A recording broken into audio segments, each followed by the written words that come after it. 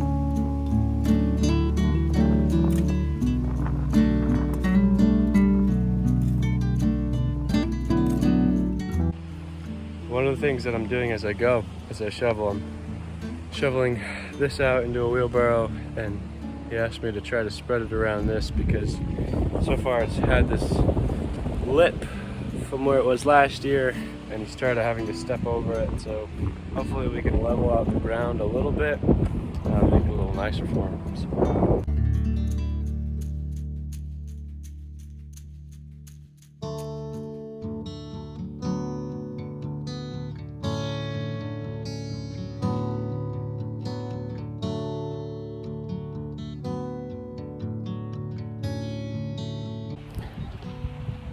Okay, so I got it mostly leveled out here, looking pretty good. Started grabbing my 2x4s, start laying those out so that I can start nailing them together. The one thing I look for, too bad, this is actually a pretty bad one. But if you can see, maybe if I can figure this out. So you can see from this way, the bow kind of tweaks out at the bottom. So there's a bit of a bow, a little bit of a twist to this. That's feasible. It's not great, but that can actually get pushed around with the concrete a little bit, straightened out. And then if you see down at the end, it's got a little bit of a tweak on the inside. So what I'm gonna do is, I'm actually gonna flip this board around.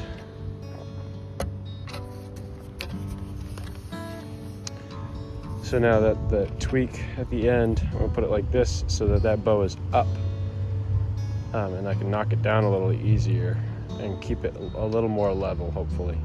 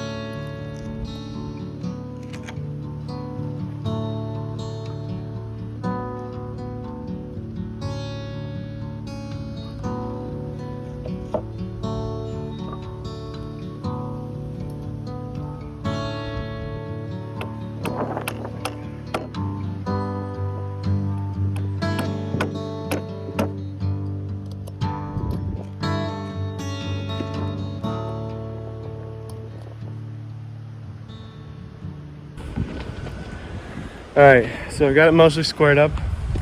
How I square it up is, I've got this line here of the concrete that I'm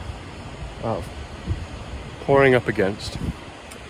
So 16 by 12, so I go 16 from that corner to this corner, and then 16 from that corner to this corner. So I get them parallel so that this guy here runs parallel with that guy there. And then I put some stakes in. So I tap this guy in, I tap the other one in, so that it can't push away. So I have two parallel lines. And then all of it really is a matter of getting the diagonals from this corner to that corner, and that corner where the tape measure is to this corner, getting those to be the same, and making sure that they're both 20-foot 2 1/4, I think. So yeah, once those diagonals are the same, you should be squared up. And then I'm just going to go back through and I'm putting another stake on that one, on that corner, so that it doesn't move sideways. I've got some stakes down there so those don't move. I'll put a stake on each end of these seams that I've got so that they don't push out. And once I've got all my stakes in, I'll run a line. I'll run a string line now that I have the corner set. Then I'll put my other stakes in to make sure all the lines are straight, perfectly straight. And then once that's done, I'll turn on my laser level and I'll make sure they're all set to the same height. So it'll all be level, square, and good to go. So I got the string line on. See, we're a little bit in here, so we're gonna have to push that out when we stake it. Might have to dig a little bit of this dirt. I just put 2 nails and then line them up so that they're straight with the corner. We're pretty bowed here, which we can fix. Again, just 2 corners, and then we're pretty bowed here. So we'll probably have to dig a bit more of this dirt out. Once we put these stakes in,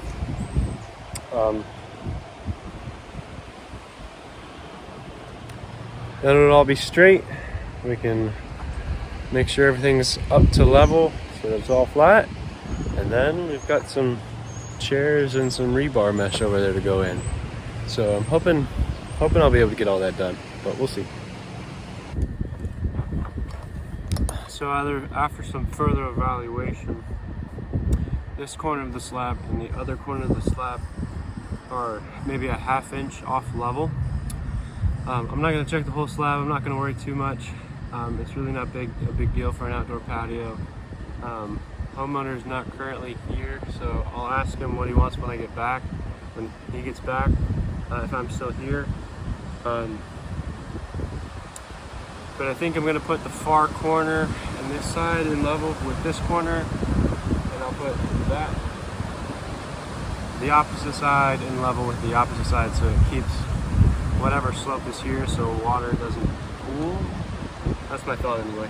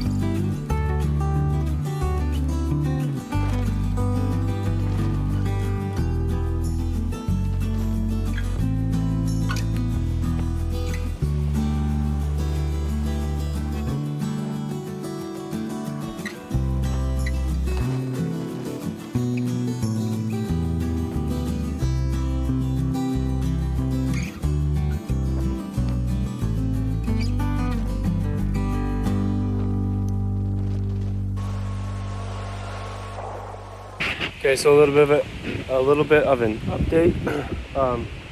Got most of the mesh in here. I'm missing just a little corner here. I didn't have quite enough for that.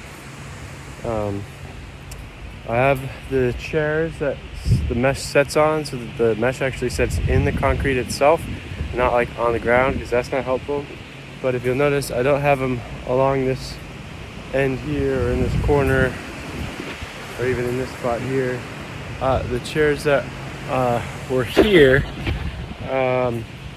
weren't the right size. Those ones are actually 2.5, 3-inch chairs. They're setting it too tall, too high up, that I'm worried that it might stick out a little bit. So I'm not going to use those. I'm not really concerned on him getting more chairs per se, because what we can do with this corner is we can actually just pull it up as we pour, and so it'll be in the concrete, and I'm not too worried about that. Would like another little piece to go in that corner just for my own OCD state of mind. But other than that, I've got a little bit of wire here on the ground that I'll tie it together with, and we'll be done for the day. Well, I might backfill a little bit too. But after that, we'll be done.